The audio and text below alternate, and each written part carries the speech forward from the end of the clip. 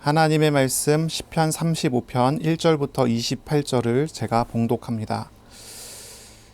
여호와여, 나와 다투는 자와 다투시고 나와 싸우는 자와 싸우소서. 방패와 손 방패를 잡으시고 일어나 나를 도우소서. 창을 빼사 나를 쫓는 자의 길을 막으시고 또 내 영혼에게 나는 내 구원이라 이르소서. 내 생명을 찾는 자들이 부끄러워 수치를 당하게 하시며 나를 상해하려 하는 자들이 물러가 낭패를 당하게 하소서. 그들을 바람 앞에 겨와 같게 하시고 여호와의 천사가 그들을 몰아내게 하소서. 그들의 길을 어둡고 미끄럽게 하시며 여호와의 천사가 그들을 뒤쫓게 하소서. 그들이 까닭 없이 나를 잡으려고 그들의 그물을 웅덩이에 숨기며 까닭 없이 내 생명을 해하려고 함정을 파싸우니 멸망이 순식간에 그에게 닥치게 하시며 그가 숨긴 그물에 자기가 잡히게 하시며 멸망 중에 떨어지게 하소서. 내 영혼이 여호와를 즐거워하며 그의 구원을 기뻐하리로다. 내 모든 뼈가 이르기를 여호와와 같은 이가 누구냐? 그는 가난한 자를 그보다 강한 자에게서 건지시고 가난하고 궁핍한 자를 노략하는 자에게서 건지시는 이라 하리로다. 불의한 증인들이 일어나서 내가 알지 못하는 일로 내게 질문하며 내게 선을 악으로 갚아 내 영혼을 외롭게 하나. 나는 그들이 병들었을 때에 굵은 배 옷을 입으며 금식하여 내 영혼을 괴롭게 하였더니 내 기도가 내 품으로 돌아왔도다. 내가 나의 친구와 형제에게 행함같이 그들에게 행하였으며 내가 몸을 굽히고 슬퍼하기를 어머니를 곡함같이 하였도다. 그러나 내가 넘어짐에 그들이 기뻐하여 서로 모이며 불량배가 내가 알지 못하는 중에 모여서 나를 치며 찢기를 맞이 아니하는도다. 그들은 연회에서 망령되이 조롱하는 자같이 나를 향하여 그들의 이를 갈도다. 주여, 어느 때까지 관망하시려 하나이까? 내 영혼을 저 멸망자에게서 구원하시며 내 유일한 것을 사자들에게서 건지소서. 내가 대회 중에서 주께 감사하며 많은 백성 중에서 주를 찬송하리이다. 부당하게 나의 원수된 자가 나로 말미암아 기뻐하지 못하게 하시며 까닭없이 나를 미워하는 자들이 서로 눈짓하지 못하게 하소서.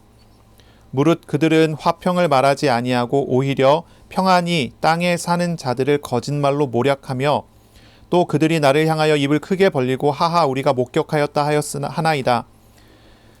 여호와여, 주께서 이를 보셨사오니 잠잠하지 마옵소서. 주여, 나를 멀리하지 마옵소서. 나의 하나님 나의 주여, 떨치고 깨쳐서 나를 공판하시며 나의 송사를 다스리소서. 여호와 나의 하나님이여, 주의 공의대로 나를 판단하사 그들이 나로 말미암아 기뻐하지 못하게 하소서. 그들이 마음속으로 이르기를 아하 소원을 성취하였다 하지 못하게 하시며 우리가 그를 삼켰다 말하지 못하게 하소서. 나의 재난을 기뻐하는 자들이 함께 부끄러워 낭패를 당하게 하시며 나를 향하여 스스로 뽐내는 자들이 수치와 욕을 당하게 하소서. 나의 의를 즐거워하는 자들이 기꺼이 노래 부르고 즐거워하게 하시며 그의 종의 평안함을 기뻐하시는 여호와는 위대하시다 하는 말을 그들이 항상 말하게 하소서. 나의 혀가 주의 의를 말하며 종일토록 주를 찬송하리이다. 아멘. 오늘 말씀은 시편 35편 1절부터 28절입니다. 솔직하게 마음을 쏟아내는 기도라는 제목으로 우리가 함께 하나님의 말씀을 나누겠습니다. 솔직하게 마음을 쏟아내는 기도입니다. 이 시편 35편은요, 이제 애가죠. 도움을 요청하는 기도입니다. 그러면서 동시에 이 시편 35편은 저주시라고 우리가 분류를 하게 됩니다. 저주시예요. 원수를 심판해달라고 요청하는 기도입니다. 다윗이죠. 다윗은 솔직하게 하나님께 자신의 마음을 쏟아내는 기도를 합니다. 자신의 원수로 인하여 마음이 상했어요. 마음에 상처가 있습니다. 그것으로 인해 하나님 앞에 저 원수들을 심판해달라고 그렇게 기도를 쏟아내는 거죠. 이 기도는 이제 과정 중에 있는 기도다라고 할 수가 있어요. 하나님 앞에 나의 마음을 다 쏟아내며 하나님께 다 아뢰고 그러면 또 하나님께서 그 기도를 받으시며 그의 마음을 다스려 주시고 도와주시면 이제 기도가 바뀌어지게 되는 거죠. 그런 과정 중에 있는 기도로 우리가 읽을 수가 있습니다. 이것은 하나님께 자신의 모든 관계를 맡기는 기도이기도 합니다. 이 시편 35편은요, 아주 어려운 상황에 이제 처해져 있는 다윗이 한 기도죠. 가까운 이들의 배신과 같은 아주 고통스러운 순간에 하나님의 구원을 간구하고 또한 원수들에 대한 심판을 요청하는 그런 기도입니다. 이 기도를 통해서 다윗은 하나님을 찾고 하나님을 구합니다. 하나님을 의지하고 하나님만이 자신의 소망임을 고백합니다. 오늘 이 다윗의 어려움 중에 함께 하신 하나님께서 오늘 우리들에게 임재하시고 역사하고 계시는 줄로 믿습니다. 오늘 이 시간이 하나님, 말씀하시는 하나님, 말씀으로 자신을 알리시는 하나님을 알아가는 그러한 시간이 되시기를 축복합니다. 아멘. 다윗은 하나님께 자신을 맡겨요. 하나님께 자신의 인생을 맡깁니다. 그때 하나님께서는 이 다윗에게 평안을 주세요. 27절에 보시면 이 뒤쪽에 이런 구절이 있습니다. 하나님은 어떤 하나님이시냐면 그의 종의 평안함을 기뻐하시는 하나님이십니다. 이 하나님은 위대하신 하나님이세요. 자신의 종의 평안함을 기뻐하시는 여호와는 위대하십니다. 바로 그 하나님입니다. 그 하나님을 알아가는 복이 있어야 되겠습니다. 저주시라고 하는 이 장르에 대해서 우리가 좀 생각을 해봐야 될 것 같아요. 원수를 심판해 달라고 요청하는 기도. 이게 이제 저주시거든요. 다윗은 이제 11절부터 16절에 보면 이제 그 다윗의 어떤 그 처지를 이렇게 고백을 합니다. 볼까요? 11절에요. 불의한 증인들이 일어나서 내가 알지 못하는 일로 내게 질문합니다. 라고 해요. 이 재판장 앞에 서 있는 그러한 모습입니다. 재판장 앞에 서서 이제 법정에서 이제 어떤 판결을 내리는 그런 일이죠. 그런데 불의한 증인들이 나와요. 이 사람들은 거짓말을 합니다. 악의에 차서 다윗을 이제 모함을 하고 다윗을 고발을 하는 거죠. 그런데 그런 사람들이 어떤 사람들이냐, 이 불의한 증인들이 어떤 사람들이냐면 12절에 내게 선을 악으로 갚아 나의 영혼을 외롭게 하는 사람들입니다. 라고 해요. 다윗은 선을 베풀었는데 그들은 다윗에게 악을 행하는 그런 사람들이에요. 13절에 나는 그들이 병들었을 때에 굵은 베옷을 입으며 금식하여 내 영혼을 괴롭게 하였더니 내 기도가 내 품으로 돌아왔도다. 이 불의한 증인들은 이 선을 베풀었더니 악으로 돌려준 이 사람들을 위해서 다윗은 굉장히 많은 노력을 했어요. 병들었을 때는 굵은 베옷을 입고 금식하며 그들을 위해서 기도했었던 그런 상황들이었어요. 하지만 그렇게 했었던 기도들은 그들에게 복이 간 것이 아니라 그 기도는 그들이 복을 받을 수 없는 사람들이니까 이 다윗에게 다시 돌아오죠. 14절에 내가 나의 친구와 형제에게 행함같이 그들에게 행하였으며 내가 몸을 굽히고 슬퍼하기를 어머니를 곡함같이 하였도다. 그래요. 다윗은 이 사람들을 친구라고 생각했고 형제라고 생각을 했어요. 그래서 친구와 형제에게 대하듯이 언제나 그렇게 사랑과 관심과 많은 애정을 베풀어 준 것이죠. 심지어는 그들이 슬퍼할 일이 있을 때 다윗은 몸을 굽히고 슬퍼하기를 자신의 어머니를 애곡하듯이 그렇게 함께 울었었던 사람들이 그들이라는 거예요. 아주 가까운 사람들, 다윗이 아주 가깝게 함께 지냈던 사람들이죠. 그런데 어떻습니까? 15절에 그러나 내가 넘어짐에 그들이 기뻐하며 서로 모여요. 불량배가 내가 알지 못하는 중에 모여서 나를 치며 찢기를 마지 아니하는도다. 그들은 연회에서 망령되이 조롱하는 자같이 나를 향하여 그들의 이를 갈도다. 그렇게 얘기해요. 다윗은 굉장히 많은 애정과 사랑을 베풀었고 선을 행했습니다. 그들을 위해서 기도하고 또 기도하고 그들과 함께 울고 함께 기뻐하는 가족과 친구, 형제와 같았어요. 그런데 그들이 다윗을 배신하고 다윗을 어렵게 해요. 외면한 정도가 아니라 다윗에게 거짓 고발을 하고 다윗을 죽이려고 하는 그러한 음모를 꾸미고 그러한 일들을 진행을 시키는 그런 상황인 것입니다. 이런 상황에 다윗은 굉장히 마음에 상처가 생긴 것이죠. 바로 그러한 상처가 이러한 기도 속에 그대로 묻어나는 이런 모습을 우리는 보게 되는 것입니다. 이런 상황에서 다윗은 아주 솔직하게 자신의 마음을 하나님께 다 토로합니다. 자신에게 있는 상처된 부분도 다 드러내 하나님께 이야기합니다. 감추려 하지 않습니다. 솔직하고 그리고 구체적으로 하나님께 다 말을 하고 하나님께 소리쳐 외치며 기도하고 있는 그런 모습입니다. 원수들을 향한 그들을 심판하기를 원하는 그러한 내용의 기도를 하나님께 드리고 있는 것이죠. 자, 어떤 사람들은 이 저주시가 기독교의 정신과는 다르게 사랑이 없다고 생각을 하고 또 어린 신앙의 모습이고 미성숙한 인격의 기도라고 폄하하기도 합니다.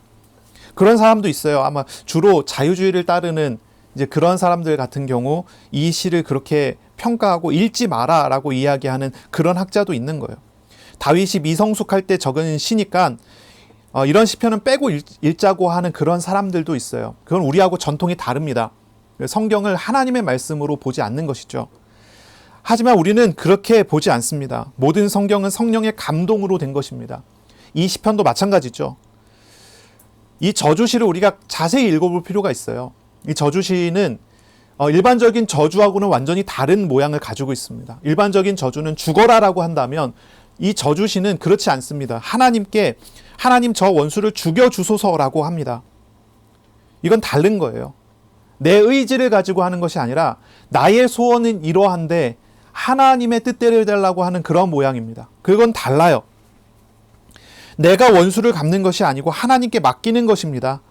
내가 원하는 바를 말하지만 하나님께 처분을 다 맡기는 그러한 기도입니다. 하나님 앞에 아무것도 숨기지 않고 다 말하고 나의 소원도 말하지만 그 뒤는 하나님께 맡겨져서 이젠 내가 알 바가 아닙니다. 그렇게 되는 것입니다. 이것은 하나님 앞에 그 자신의 민낯을 다 보이는 기도예요.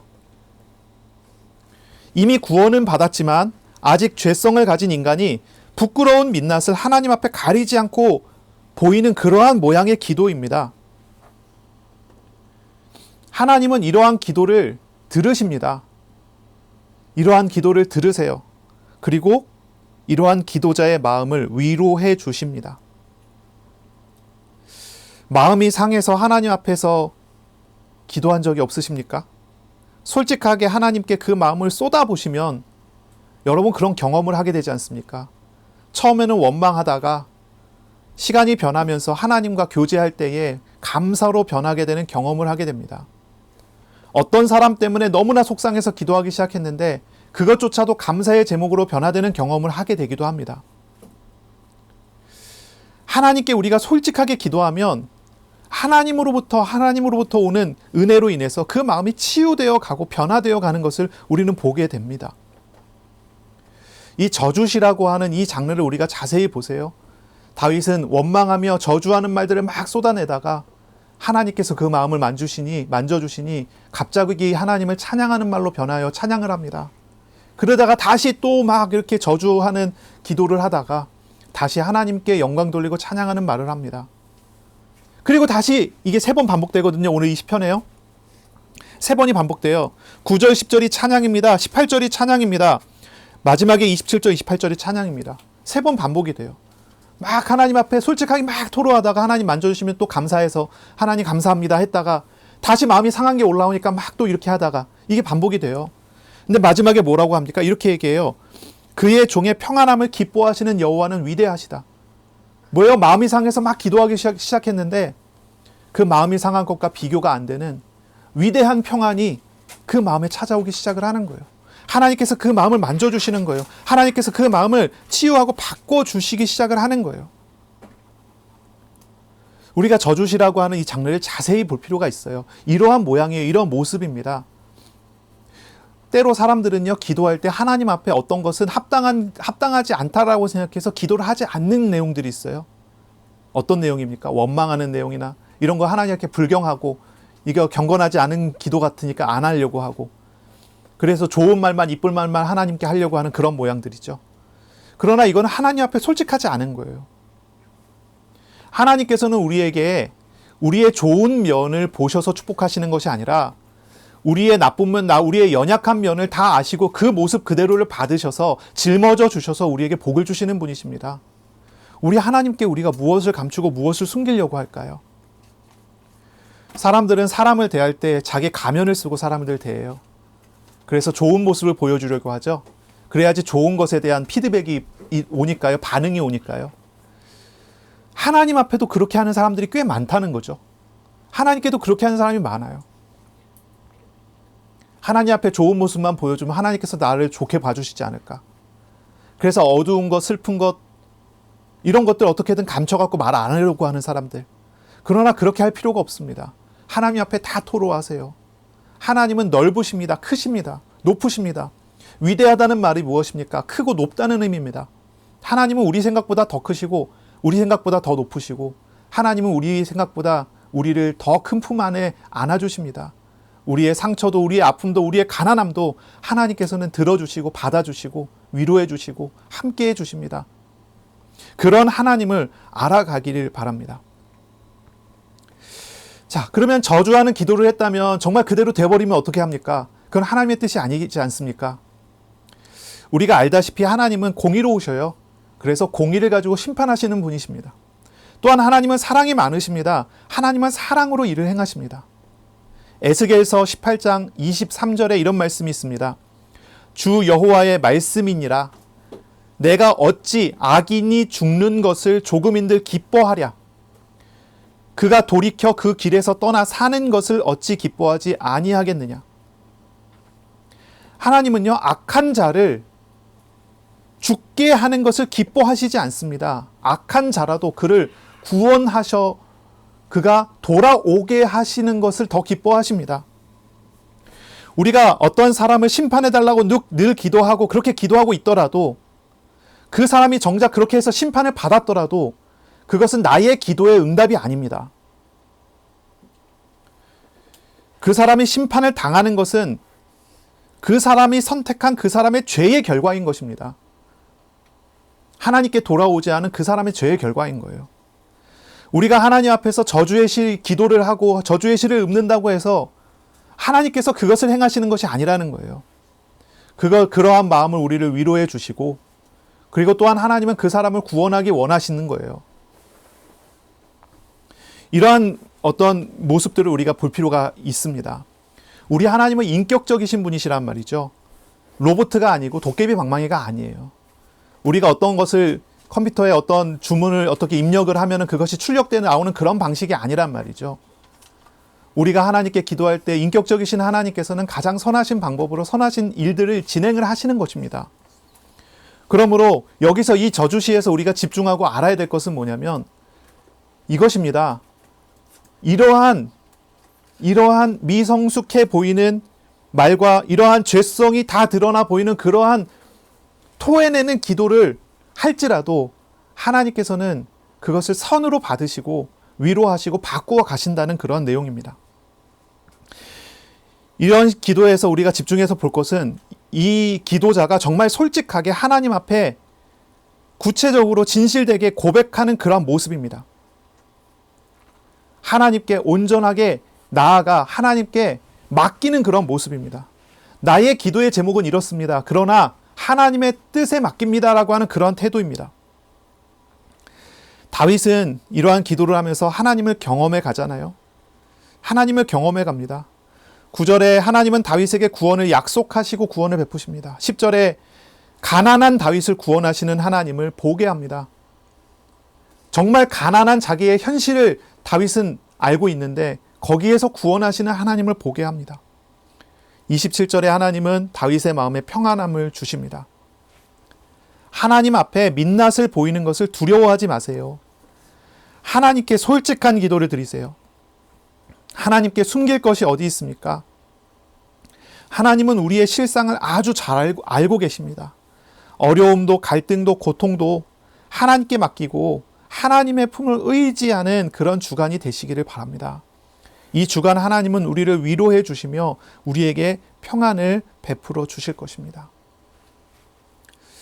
다윗이 받은 마음의 상처가 하나님 안에서 해소되어 가는 과정을 우리는 이 시편을 통해서 엿보게 되는 것 같아요. 우리들이 사람으로 인해서 상처가 생기면 이것이 해소가 되지 않으면 이런 것은 우리의 삶에 아주 안 좋은 영향을 끼치게 되죠. 가까운 사이의 사람이 아니면 큰 문제가 아닐 수 있어요. 뭐 저 사람이 나에게 상처를 줘도 나랑 가깝지 않은 사람이면 큰 문제가 아닐 수 있어요. 문제는 가까운 사람으로 인한 상처들이죠. 다윗이 당한 그러한 모습이에요. 가족이고 친구고 그리고 형제로 생각하고 그를 위해 함께 울고 함께 웃었던 그 사람들이 다윗이 사랑해서 그를 위해서 기도하고 애쓰고 금식까지 했었던 그런 사람들이 다윗을 대적한단 말이죠.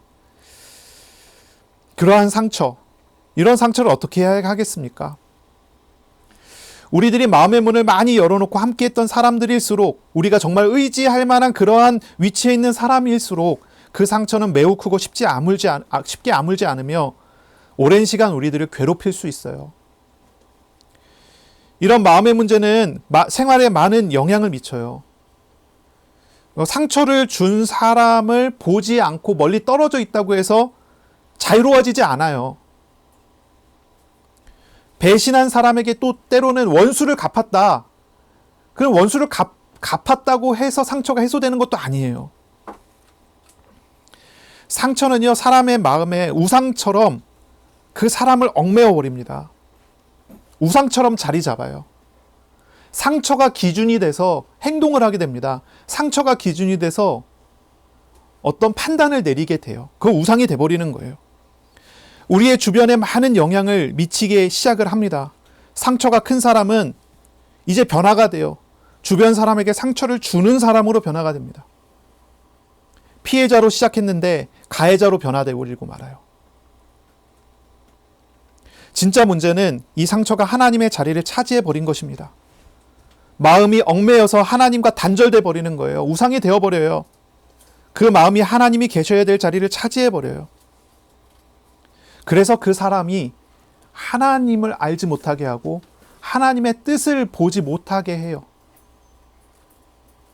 아버지에 대한 상처가 있는 사람은 하나님을 아버지라 부르는 순간 하나님을 제대로 보지 않습니다. 하나님을 제대로 보지 않아요. 관계에서 상처를 입은 사람은 하나님과의 관계도 어그러져서 제대로 관계가 이루어지지 않아요. 물론 이웃과의 관계도 마찬가지죠. 결국 그 사람은 말씀을 따라가는 것이 아니라 상처가 기준이 되어 살아가게 되고 결국은 하나님을 대적하는 자리에까지 가게 되는 거죠. 이게 참 어려운 문제입니다. 이렇게 상처가 있고 이 상처가 아픈 사람은 어떻게 살아가야 되고 어떻게 변화되어야 합니까? 가까운 사람에게 배신을 당해 고통당했던 다윗의 방법을 보면 우리가 어떻게 하나님 앞에서 이것이 치유되어져 가고 변화되어져 갈 수 있는지를 알 수가 있겠습니다. 다윗은 악인의 공격과 조롱에 하나님께 솔직하게 마음을 쏟아내어 기도합니다. 다윗은 하나님을 만나요. 하나님을 만납니다. 사람에게 받은 상처를 누가 위로해 줄 수 있습니까? 오직 하나님은 위로해 주실 수 있습니다. 그래서 다윗은 하나님만을 구합니다. 다윗은 모든 싸움을 하나님께 다 맡겨버렸습니다. 자신의 마음에 원하는 대로가 아니라 하나님의 법대로 거짓은 무너지고 진리와 공의대로 승리함을 달라고 기도하고 있습니다.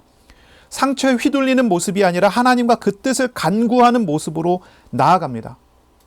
물론 이것이 이제 상처가 있는 사람뿐만이 아니라 일반적인 그리스도인들이 살아가야 되는 삶의 방법입니다. 모든 싸움 하나님께 맡기고 자신의 마음에 원하는 대로가 아니라 하나님의 법대로 따라가고 하나님께 맡기고 살아가는 삶입니다.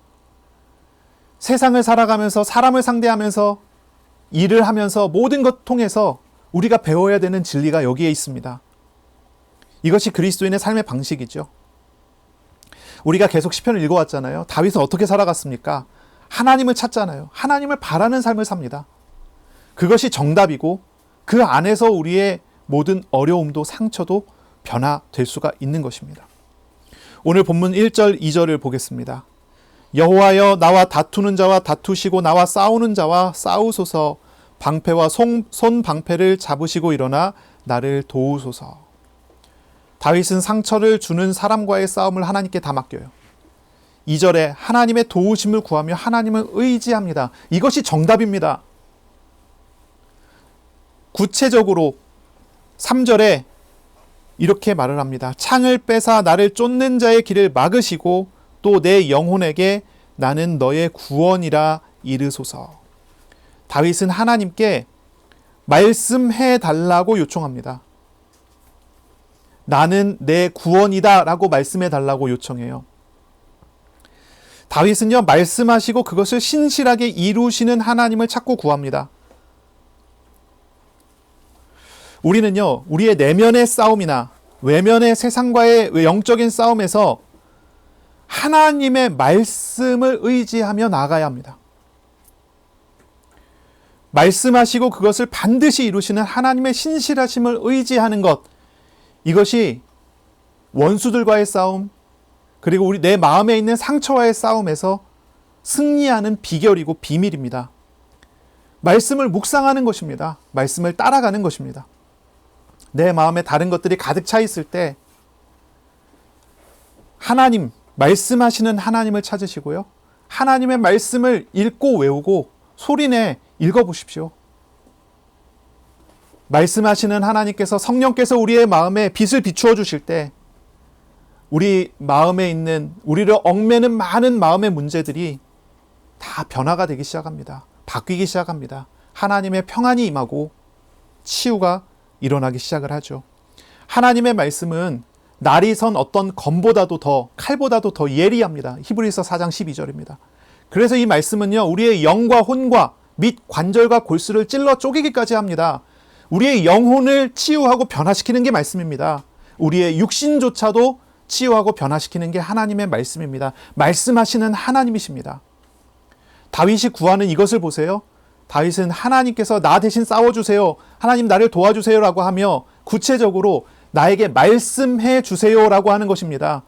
나는 너의 구원이다 라고 말씀해 달라고 요청합니다.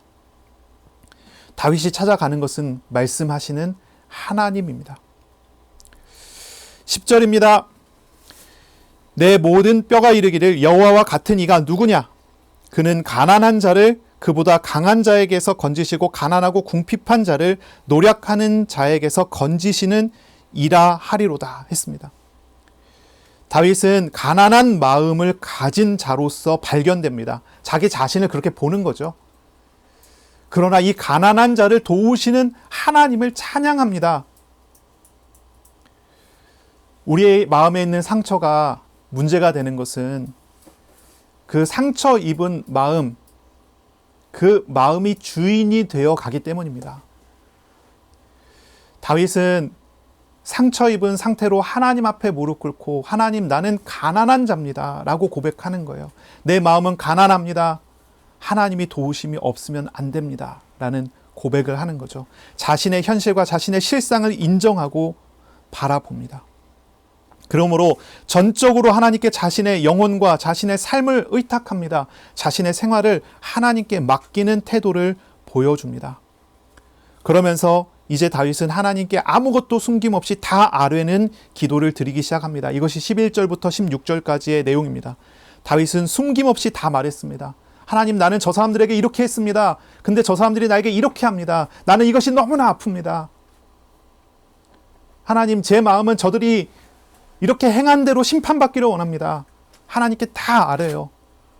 하나님께서 해주세요 라고 하나님께 요청을 합니다. 숨김없이 구체적으로 하나님 앞에 기도합니다. 그러나 그 결과는 다 맡기는 것이죠.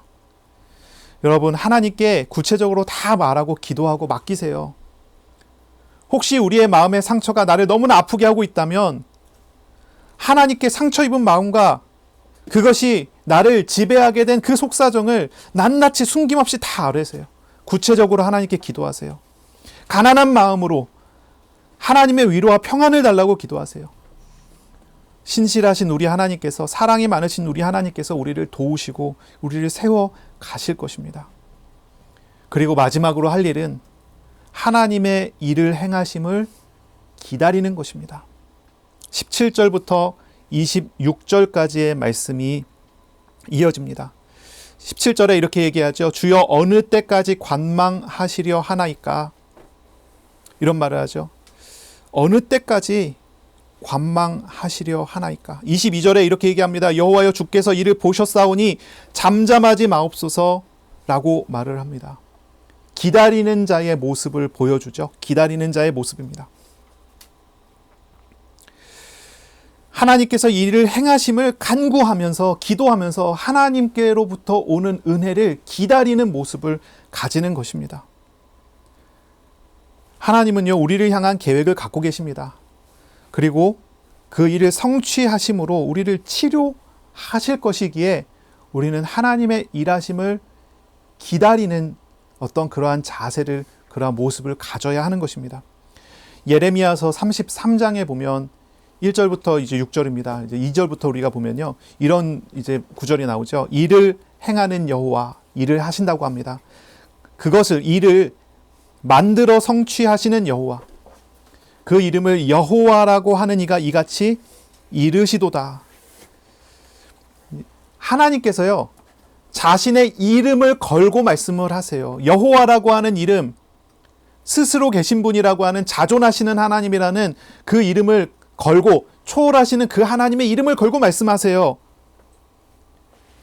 일을 행하고 있다고 말씀하세요. 그 일을 지어 만들어 행하고 있다고 말씀하세요. 그러면서 이야기합니다. 너는 내게 부르짖으라. 내가 응답하겠고 너가 알지 못하는 크고 은밀한 일을 너에게 보이리라.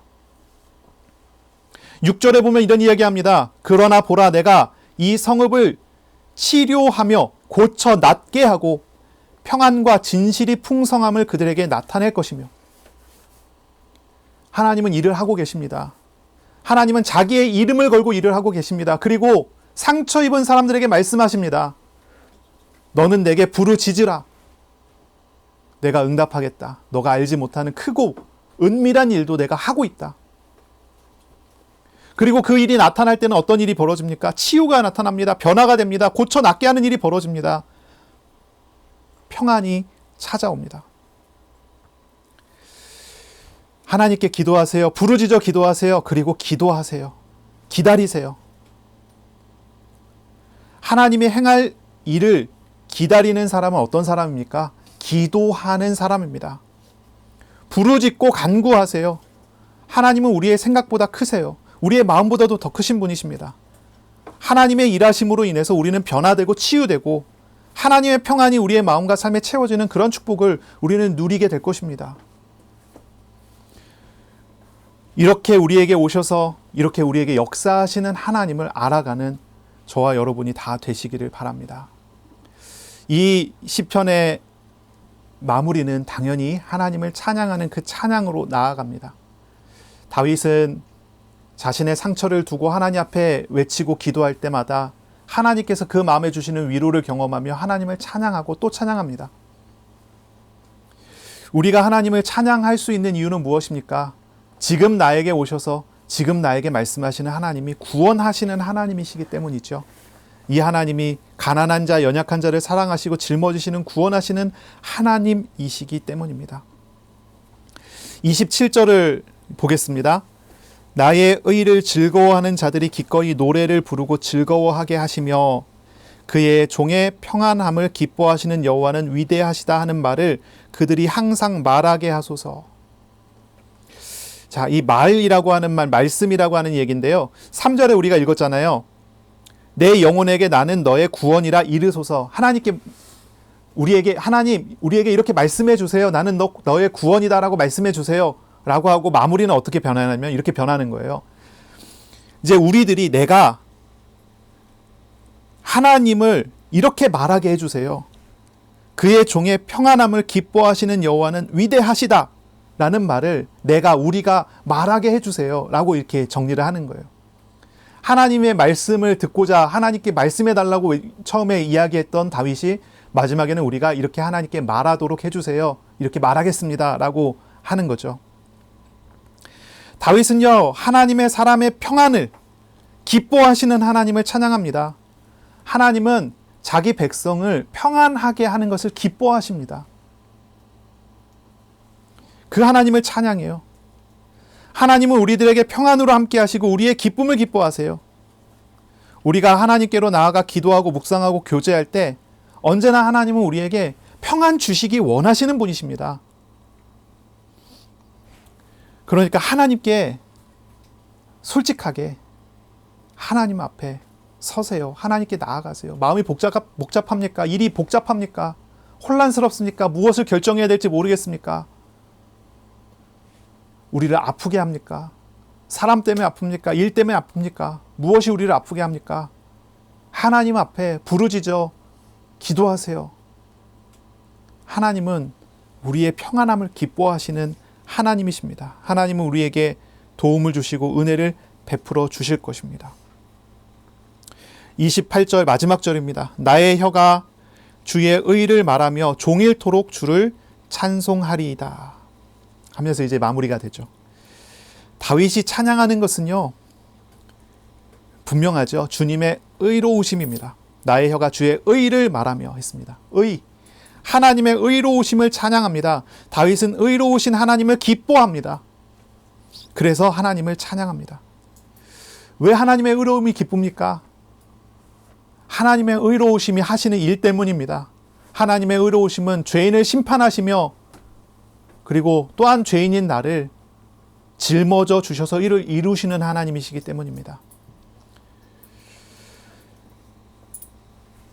하나님은 의로우셔서 죄를 심판하십니다. 그리스도를 믿음으로 의롭다함을 얻은 우리를 모든 위기에서 구원하시는 하나님이십니다. 그래서 구원의 하나님, 그 하나님을 찬양하는 것입니다. 우리가 기도하며 나아갈 때 하나님이 우리에게 자신의 의로우심을 드러내 주실 것입니다. 그때 우리는 구원받았음을 감사하게 될 것이고, 그때 우리는 우리 안에 있는 죄악된 것들을 미워하게 될 것입니다. 자, 이 찬양은 위기 중에 도움을 경험하는 다윗의 찬양이죠. 이 주간 하나님을 찾고 구하는 주간이 되시기를 바랍니다. 연약한 우리를 도우시는 하나님을 구하세요. 하나님은 우리에게 은혜를 베풀어 주시고 우리를 일으켜 세워 주실 것입니다. 얽매인 문제와 상처가 있다면 이 주간 솔직하게 하나님께 구체적으로 마음을 쏟아내는 기도를 하시기 바랍니다. 하나님께 마음을 쏟아내고 하나님의 위로와 치유가 일어나는 그러한 시간이 될 것입니다. 하나님과의 깊은 교제가 회복되는 그러한 시간, 말씀을 묵상함으로 하나님께로 나아가는 그런 시간 되시기를 바랍니다. 우리 하나님은 나와 다투는 자와 다투시고 나와 싸우는 자와 싸우시는 하나님이십니다. 하나님을 의지하는 주간 되시기를 예수님의 이름으로 축원합니다. 아멘. 기도하겠습니다. 하나님 감사합니다. 오늘 우리에게 말씀하심으로 이 말씀 통해 일을 하시고 역사하실 것이니 감사합니다. 하나님, 우리들 이번 한 주간 하나님 앞에 말씀을 묵상하며 나아가게 하여 주옵소서. 하나님의 말씀이 우리 가운데 살아서 역사되어지며 우리를 인도하는 그 은혜 경험에 가게 이끌어 주옵소서. 우리들은 참 부족하고 연약한 사람들입니다. 하나님의 도움이 없이는 살 수가 없는 그러한 사람들입니다. 하나님, 은혜를 베풀어 주시고 인도하여 주시옵소서. 이번 주간 마음의 상처와 아픔이 있는 사람들, 세상과 삶의 고난 속에 있는 사람들 있습니다. 하나님, 그들과 함께 이번 한 주간 하나님 앞에 솔직하고 구체적이며 마음을 쏟아내는 기도를 하는 우리들이 될 수 있도록 인도하여 주시옵소서. 주님 앞에 나아갈 때 하나님의 평안을 채워주시며 우리의 마음을 치유하시며 우리의 육신을 치유하시며 우리의 삶을 치유하시는 놀라운 은혜를 경험해 가게 하여 주옵소서. 감사합니다. 예수님의 이름으로 기도합니다. 아멘. 우리 구주 예수 그리스도의 은혜와 하나님의 사랑하심과 성령님의 교통하심이 이제로 영원까지 항상 함께 있을지어다. 아멘.